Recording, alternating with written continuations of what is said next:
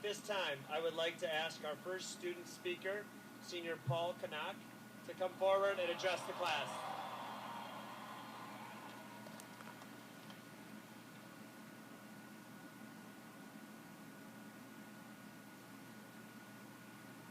I'd like to say, just as a qualifier, in what is seeming to become a proud Stillwater tradition, I seem to have gotten the wrong speech, but that's okay, because what I've learned here is to adapt.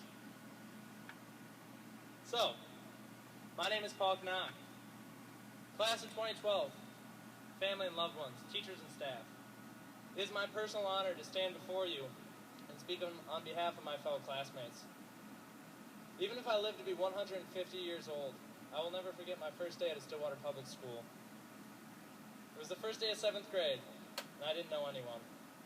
I nervously walked to my locker through a sea of unfamiliar faces.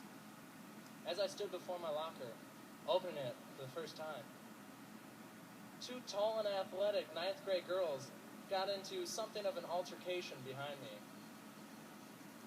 Now, I'm not totally sure what it was they were arguing about. I think it had something to do with talking smack. But whatever it was, they were certainly very passionate about it. Now, as I stood there at my locker, opening it for the first time, I thought to myself, Paul, whatever you do, don't make eye contact with either of them. That story was my humble introduction into a period of great change.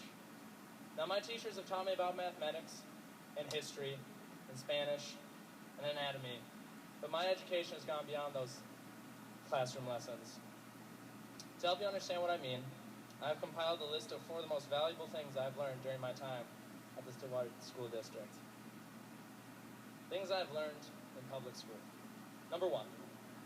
I learned this first lesson in my environmental biology class with Mr. Weaver this year.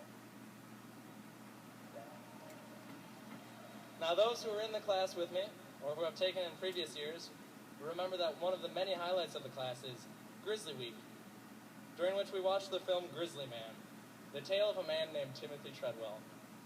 Now, Mr. Treadwell had a passion for grizzly bears, and so he dedicated his life to them. Every summer, he made the trip to Alaskan grizzly country, where he would live amongst the bears, interacting with them, filming them, and sometimes even touching them. Mr. Treadwell spent 13 summers with the bear until, perhaps not surprisingly, one day one of his bears ate him. Now, Mr. Treadwell spent his life doing what he loved, and I think he always knew that someday it would probably lead to his downfall. Mr. Treadwell fully understood the lesson that I learned in environmental biology. If you spend your life with grizzly bears, eventually you're going to get eaten. The people and things that you associate yourself with will eventually come to define you, and if they're dangerous, perhaps even hurt you. Lesson number 2. During my tenure at Stillwater Area High School, I've met many people. I've met tall people and short people, blue-eyed people and brown-eyed people, people who like beach balls, talented musicians and writers, but I have never met anyone who was 100% pleasant to be around 100% of the time. What I learned here in Stillwater is that no one's perfect. Everyone has positive parts of their personality you will enjoy, and negative parts that you won't. It's important to place the most focus on the former, while staying mindful of the latter. I've learned that if I am more tolerant of others, they will be more tolerant of me. Lesson number 3. The human lung has as much surface area as a tennis court. There's no special significance to that, I just think it's cool. Lesson number 4. Now, on the first day of 8th grade, I came home. Ooh. You never taught me how to do a sash. I came home and was complaining to my mom about how boring the first day of school always is. How all we ever do is just go over class expectations. After about 15 minutes of my whining, my mom looked me in the eye and said, Paul, you can't go through life always expecting other people to entertain you. Fellow classmates, it is paramount that we remember that it is our job, and our job only, to ensure that we live happy and fulfilling lives. You'll never have a boss tell you, hey, you're really good at this, but it clearly makes you miserable, so just quit. That's a decision you'll have to make on your own. Thoreau was right all along. Self-reliance is the key to happiness. Got that? Now, as I said, those 4 lessons are only a small fraction of the many things I have learned in my time at Stillwater, And I'm sure I speak for all my classmates when I take the time to thank the teachers who have dedicated their lives to educating us. It may sometimes seem like a thankless job, and certainly none of you will ever be featured on the lifestyles of the rich and famous. But what you've done for us is critical to our community and greatly appreciated by us, the students. I would also like to take the time to thank parents, guardians, siblings, and grandparents, everyone who's given part of their lives to help turn us into adults.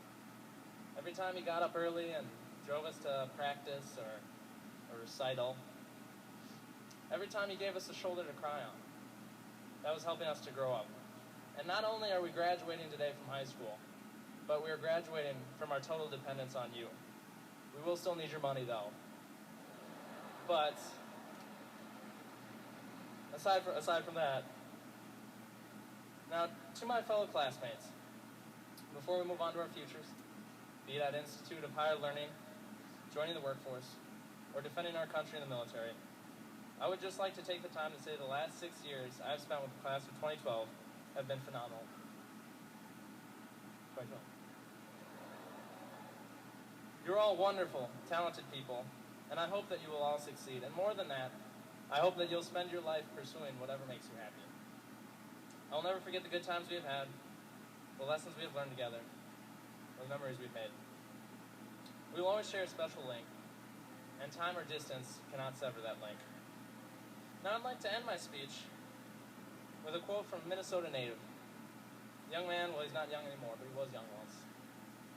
He grew up in Hibbing, and he later went on to become perhaps the greatest poet of the 21st century. I'm speaking, of course, of Bob Dylan. May God bless and keep you always. May your wishes all come true. May you always do for others, and let others do for you.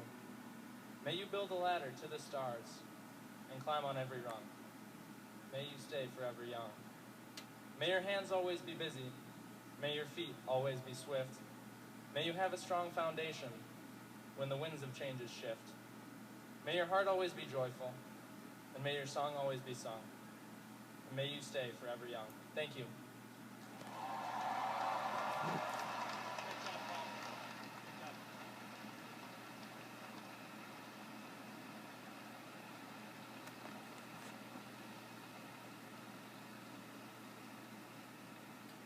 At this time,